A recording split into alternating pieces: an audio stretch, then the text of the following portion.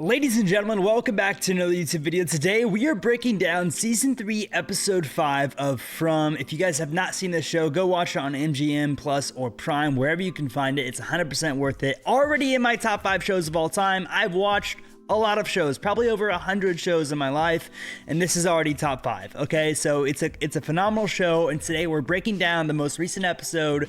So if you're new here or you're just tuning in, be sure to drop a like and subscribe, turn on notifications, join my Discord where we talk Stranger Things, From, and other TV shows every single day. We have over 1,000 members. Check out my website relay.news and my other socials down below. Now, without further ado, let's get right into the video. Okay, we're gonna react to the scenes in chronological order. First up, I will talk about Randall. I'm not showing his scene though because he was, obviously bloody, but I'm glad they kept him alive. I think that's going to add a whole nother dynamic to the show, and especially to him and Boyd's relationship. That's gonna be a whole awesome storyline. On this scene right here, I want to talk about Kenny. Why aren't we seeing more of Kenny? I get it, they can only progress through certain storylines more, like, one at a time, whatever, but he went through this, like, traumatic event, sort of vented about it, and in the last 2 episodes, like, nothing's really happening with Kenny's character. So I wish we would have saw more of them today. We did see some Jade, but, like, Christy and Kenny, we didn't really see much of, so I don't really like that part of it, but I get it, they can't squeeze everyone in one episode. The first of many scenes in this episode where Victor's actor, Scott, I believe his name is, just insanely amazing. And obviously in the reunion, he was the best we've seen him yet. But Victor was incredible this episode. I love the progression in his storyline, and his actor is just unbelievable. I mean, it's just incredible, seriously. All right, here we go. So the family, okay? The family, Jim, Tabitha, Julie, and Ethan. We got to talk about this. Why is Jim just not going with Tabitha in the woods? I don't understand how he lets her go back in the woods after what happened. After everything that's happened, after he thought she was dead. And then she says she wants to go back to the tree, and he's just like, oh yeah, go ahead, I'll watch the kids.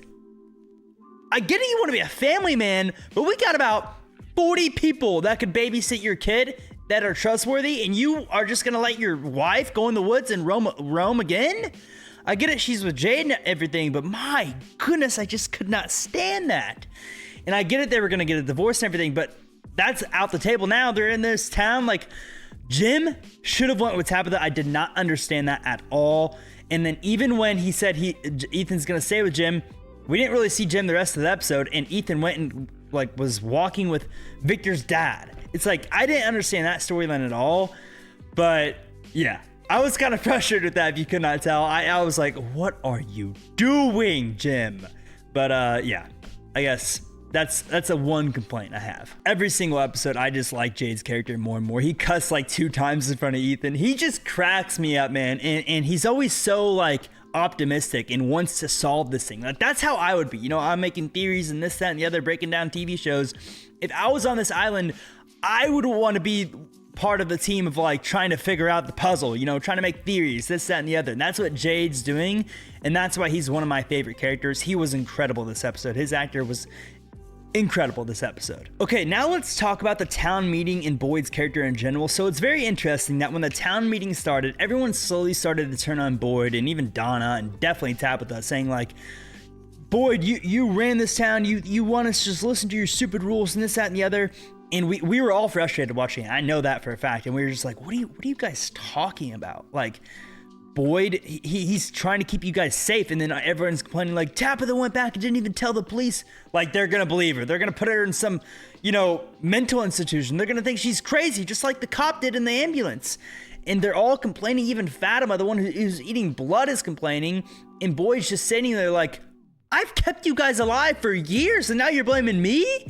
And then, of course, later on, what happens, one of them bites the dust. We'll get into that. So I know a lot of people are going to say this episode was very slow, and rightfully so. It was a slower episode. There was a lot of interesting dialogue, though, and we've learned a lot of stuff, and the story moved forward. So I think that's the most important thing. I think an episode like this and a season like this is very important and very crucial for the storyline to move forward. And I think that's what we saw in this episode today.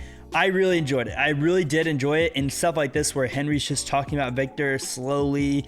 I get it, people say that's slow, but, like, he's trying to digest all of this. Like, you got to grasp the situation at hand here. So I really like that they let this sort of simmer down a little bit, because the first 3 episodes were very fast. Obviously episode 4 was insane. Now they're simmering down, and we're gonna build back up to the finale. I also thought it was very interesting how Henry like looked at the paintings and everything and really stared at them. I think that could potentially have an impact on his storyline and Victor's storyline moving forward as well. I honestly love Sarah's redemption arc, just trying to comfort Victor and actually be there for him and try to understand him. I think this is a really cool relationship, and I like that they, you know, brought it into episode 5 here, and she really helped. Like, if Victor was alone, he probably would have just ran away when he saw his dad, but Sarah was there to comfort him. I really loved this storyline.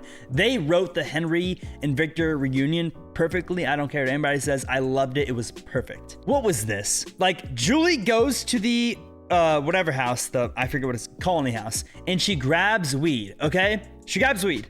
And then her and Eldrin just start smoking, whatever. They're just laughing, having fun. Then they go down in the basement and find this picture thing. I forget what it's called. Take pictures, and they're just having all the fun, dressing up, using the clothes downstairs, all this stuff, and nothing happens. Nothing weird happens. I swear there was like 3 different scene cuts, going back to the meeting, going back to this, going back to the town meeting, going back to this, and nothing happened with the storyline. It was just them having fun. And honestly, I was like pleasantly surprised. I was like, oh, they're finally having fun in the end. They're just getting high and having fun. Like, finally, but like, I was also like, is something gonna be on these pictures when they take them? Like, maybe we'll see that in episode 6, but I was expecting a jump scare and it didn't happen. It didn't happen. I cannot be the only one who thought a jump scare was gonna happen with this scene right here. Like I said, I get their frustration, like, Tabitha, why didn't you go tell the police? But like, really?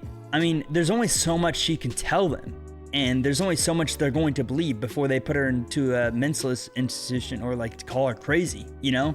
So I'm on Boyd and Tabitha's side in this entire town meeting. I was really confused of why everyone just like took the people's side. Like, everyone complaining like, why aren't we going through the tree? Like, we're not going through the tree because it's not safe, you know? Pretty obvious, pretty point blank there. And of course, the example. One of my favorite scenes from this episode. I love Harold Perrineau. I don't know if that's how you pronounce it, but I loved him in Lost. I love him in From. And this episode, or this scene right here, is why he's so damn good. Talking to his son, like, okay, show me. You know, cussing at him, telling him like, what are you trying to say? What are you trying to say? You think you know more than me? Like, doing all this stuff. He's been running the town for 3 years. Now his son's trying to tell him what to do, and his son like realized, damn, you're probably right. Yeah, he is right, you know, because he's seen a lot of shit. So this was an amazing scene of a boy just ripping Ellis, like, what are you doing? I'm trying to calm everybody down here, and you're just making things worse. And yeah, I loved that scene. Someone said he had his Denzel Washington moment. It was definitely Denzel-like. It was a phenomenal piece of dialogue, I guess you could call it. I mean, honestly, Harold was amazing all episode. Like, this really shined on Boyd's character and Harold's acting. And right here, we saw it again. Like, this lady wants to tell Boyd what to do and how to calm down the people, and Boyd's like, oh, so you've been here for 1 day and you already have a solution, and just rips into her again.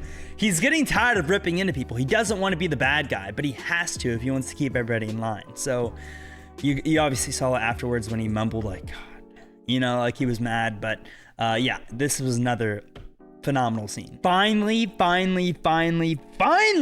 we get some answers with the Fatima storyline. I mean, how long do we have to wait? And she was eating potatoes, and of course Ellis walks in, tries to check on her. She's like, you can't help me. And then finally she points to potatoes, like, you can't help me, the spoiled potatoes. And the one thing I was confused about was that she literally told him, showed him the potatoes, like, that's the only thing that settles my stomach. It's the only thing I can keep down. And then it cuts, and then we don't see the 2 actors the rest of the episode.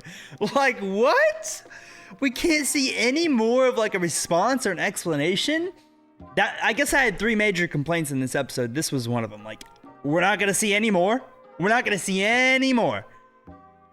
Oh my goodness. I mean, it was a little frustrating for me. Almost brought a tear to my damn eye. What a freaking scene. I mean, what a scene. Victor and Henry finally reuniting, and Henry comforting Victor, and Henry not saying anything about his age or anything like Victor was afraid of. It was a perfectly written scene, a perfectly written storyline.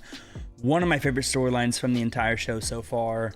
Just an incredible performance by both actors. I think these two actors might be like top 5 on the whole entire cast as far as performances. Just incredible. I can't express to you enough how much I loved this scene. Everything about it. I loved it so much. Jade finally explaining to Tabitha, like, this is why I'm trying to figure it out. This has to mean something. He's trying to explain, like, numbers, they're not here for no reason. And I love that side of Jade. I think I want to see more of that. I think we want to see more of that. I think that he will be a part of the solution to figuring out what the hell all this is, because of how eager he is to see these obvious signs, these numbers, these bottles, these trees. Like, what are we seeing? We need to ask questions and try to find answers. Otherwise, what are we doing here? We're just gonna stay here the rest of our lives, you know? Or we gotta die trying, basically, is what Jade's all about. And I love that. I laughed hard. It was hilarious. It was genuinely hilarious. We saw Dale act like a hard ass, saying like, oh, you guys won't go through the tree and tell the cops. I guess I'll do it. Goes to the tree. I literally said, you can watch it on my TikTok. I said, oh, he's gonna die. He's talking too much shit to this island. He's going to die. And sure enough, he dies a brutal death. And this is exactly what Boyd needed. To be honest with you, he needed something like this to happen. He needed an example to show these people, like, this is why we just don't blindly walk into faraway trees. Okay, I was put into a chimney, talked to this guy named Martin, and Martin knew my wife's name. Like, this is what happens, you know? So this was a perfect ending to this episode. I love this episode. I think this episode's going to end up being very underrated considering how many people are already calling it slow. I loved it so much, and the ending was just a cherry on top. Perfect, and exactly what Boyd needed to say. Ellis, you know, everybody complaining, look at this. This is what happens when you don't listen to me, because I'm the leader of this town. That's what Boyd wanted to say, and he got his example. Obviously, I like this episode. I don't think it was perfectly written, but, you know, there was like 3 or 4 things I was complaining about, but overall I thought it was a very good episode, and I'm so excited for episode 6. If you guys want to stay tuned for my theories and breakdowns for future episodes and for episode 6, be sure to drop a like, subscribe, turn on notifications, join my Discord, and most importantly, make sure to have a great rest of your day. Peace out.